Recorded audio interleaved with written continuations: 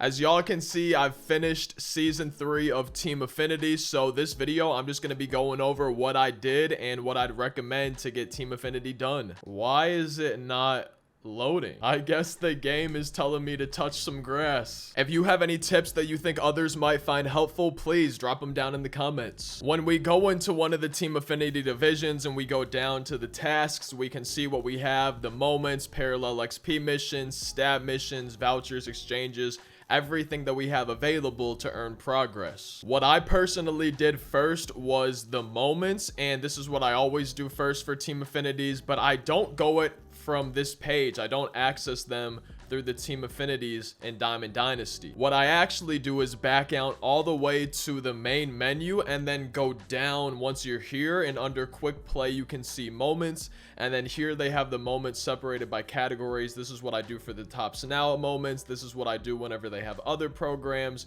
and the moments for those. So I access the Team Affinity moments through the main menu of MLB The Show, because this way, once you're going through these, it doesn't take you back to like the main menu of Diamond Dynasty or something. It just takes you right back to this very screen where you entered the moment, and it's just nice to not have to do some extra menus in between the moments. And it doesn't really matter what order you want to do them in. You could always focus on a specific division, but this video I'm talking about how I did it, and I always just go top to bottom. That's just the easiest way for me to keep track of them. So I would do the AL East, go top to bottom in here, and then I would move down to the next division and go down top to bottom, and just do that until I have each division set of moments done. And once I finish the moments, then I'm gonna go ahead and head back into Diamond Dynasty. And the next step for me for Team Affinities after finishing the moments is going to Showdown. So I go to the single player modes in Diamond Dynasty, and then I do the showdown for each division. I read left to right, so for the showdowns I just would go left to right, starting with the East,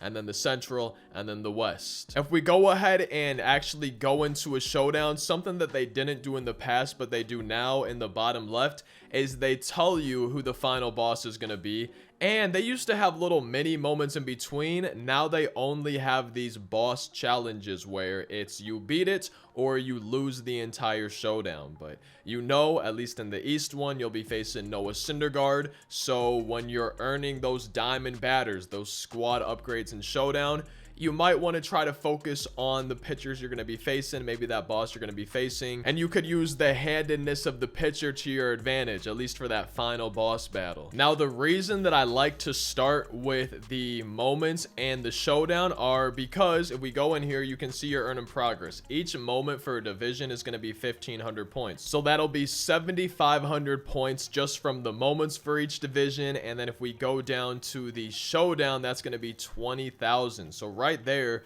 you're already at 27,500. And if we take a look early on in the reward path, hey, you get a classic player and you get a captain, and you're only a few thousand away from another classics pack. Now, why is that important? Because if we go down to the tasks again, we can see there's parallel XP for the classics, so you can have missions for those, extra points in Team Affinity once you're unlocking the cards. The captains have stat missions that you can be working towards, so you'll already have 2 cards, a classic card and a classics card per division, and then you'll be super close to your second classic card just by completing the moments and the showdown for each division. And once I got all the moments and all the showdowns done for each division, that's when I moved to actually playing with the new cards, playing some games. So my next step was completing the season 3 conquest map for each division, right? There's a West, a Central, and an East, and that will get you 30,000 points once you complete the map. So if you complete the West Conquest map, you're getting 30,000 points towards both the American League West and the National League West.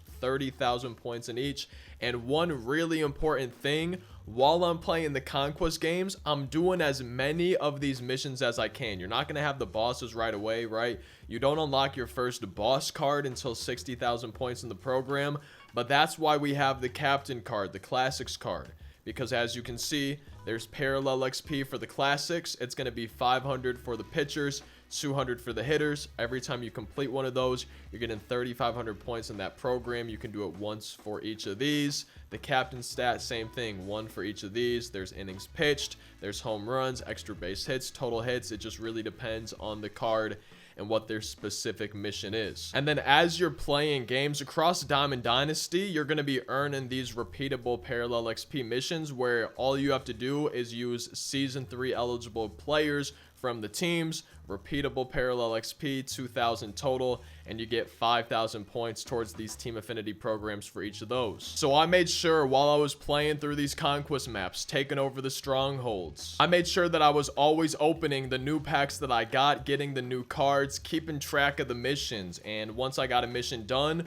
replacing that player if I had somebody on the bench that I also needed to get a mission done. I was just always trying to make sure I was having as many missions going as I could at one time while I was playing those conquest maps, playing those conquest games, trying to get those missions done. And after I finished each of the division maps, right, there's a west, a central, and an east, there's 3 conquest maps, I kept playing single player versus the CPU, trying to get those missions done, but this time I was doing Team Affinity mini seasons. Once I finished the conquest map, that was my next step. If we go into this mini season, I actually had just finished the championships, so I did all the conquest maps, and then I did 2 total mini seasons, and I was pretty close to the end after finishing 2 mini seasons at that point, knocking out as many missions as I could. And I did finish every single captain stat mission and every single classic parallel XP mission for every division. And the way that I did mini seasons was playing all my games on rookie difficulty, and for the regular season I played every home game and I only played